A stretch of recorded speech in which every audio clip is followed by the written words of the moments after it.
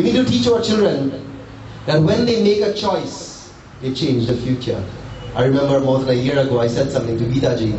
I said, when a butterfly flaps its wings in China, it influences the wind currents in the West. When a butterfly flaps its wings in China, it influences the wind currents in the West.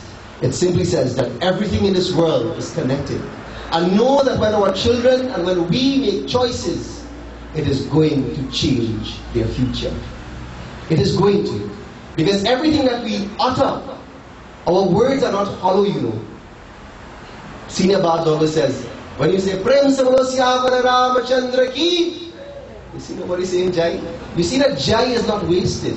Because every sound that we say, victory to God, is never lost. In the Egyptian philosophy and the Egyptian traditions, you can go now into some of the pyramids and sound is trapped in those pyramids that were uttered hundreds and hundreds of years ago.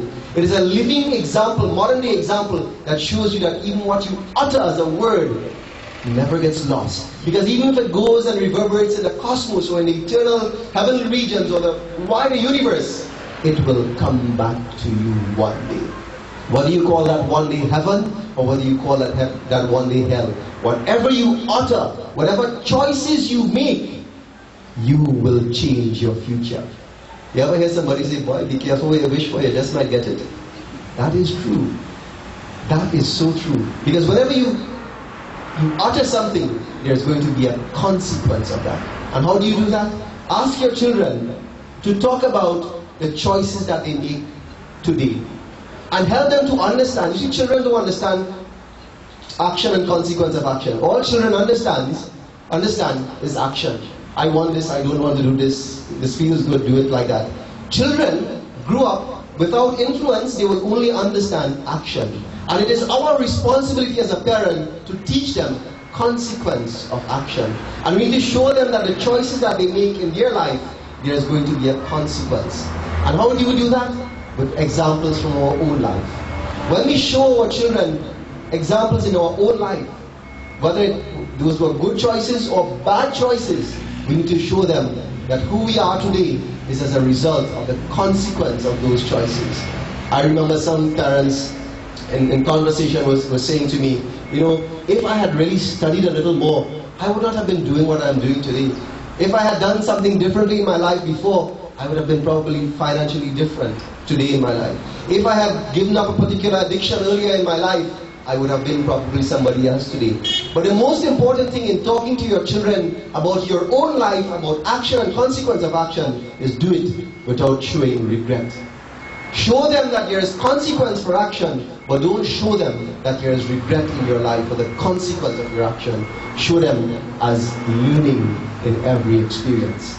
There is learning in every experience, and don't, rather than saying, you see what happened? I regret. Don't ever use those words. Teach your children that there is a consequence, and whatever you choose now, it will impact on your future. And the fourth suggestion is, every time you wish and you want something, you plant a seed. Dr. Deepak Chopra said it differently. He says, in every seed there is a promise of 1,000 forests. In every seed there is a promise of 1,000 forests. Ask your children to list out what do they want in life. But don't define life as now till death. Do it every week and teach them it this way. Start on a Sunday and say, what do you see for yourself this week? But there's a trick to it. Don't say, I want a bicycle and I want to have $10 and I want to go to movie town and I want to go to the mall and I want to have a guitar and I want to have this. No, that's not a list of desires. Ask for the list of what they want from this week in terms of experience. It is not the guitar, it is the experience that the guitar will bring. It is not the going to the movie, it is the experience that the movie will bring. It is not in the gift that you will receive, it is not in the bicycle, it is the freedom, it is in the experience of riding the bicycle.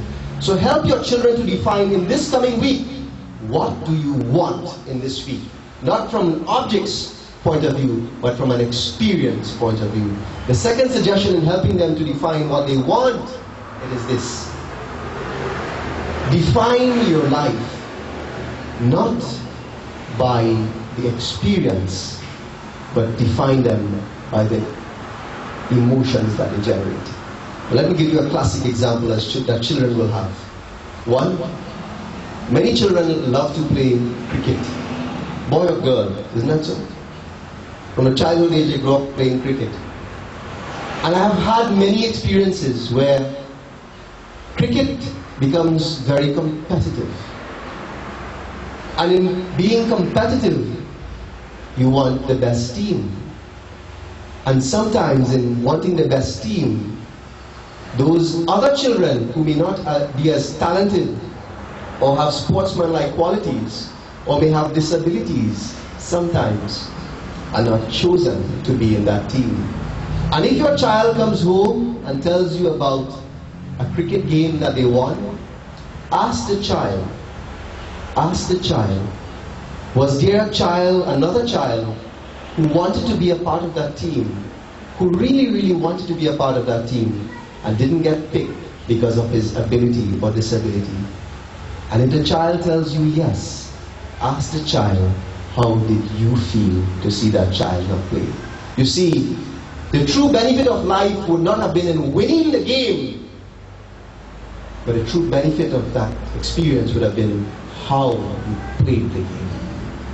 If you guide your children in understanding that it is not the experience of winning only when you engage in life, but you understand it is the process of playing that is more important. How did it feel that a child who really wanted, a child who practiced every day, he didn't get picked for the team?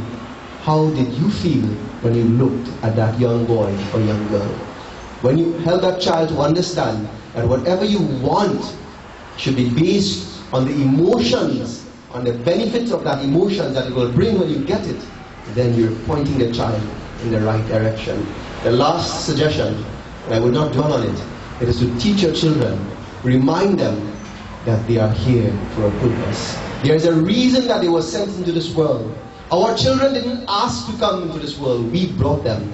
Our role as parents is to remind them, is to welcome them into this universe, nurture their gifts that they were sent into this world, and more than that, is to teach them how to use that gift to serve others.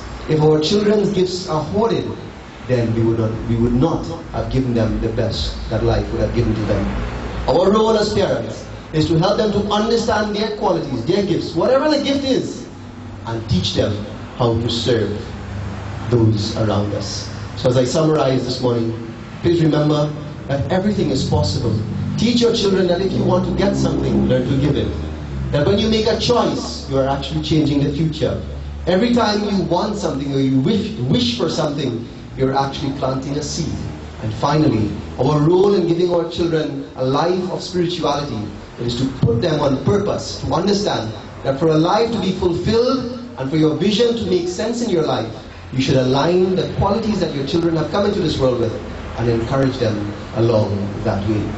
If you do these things and then you invest in education and all the other things, you would have created an individual that is balanced and is guaranteed, whether you have $1 million or $1, you are guaranteed a life of success.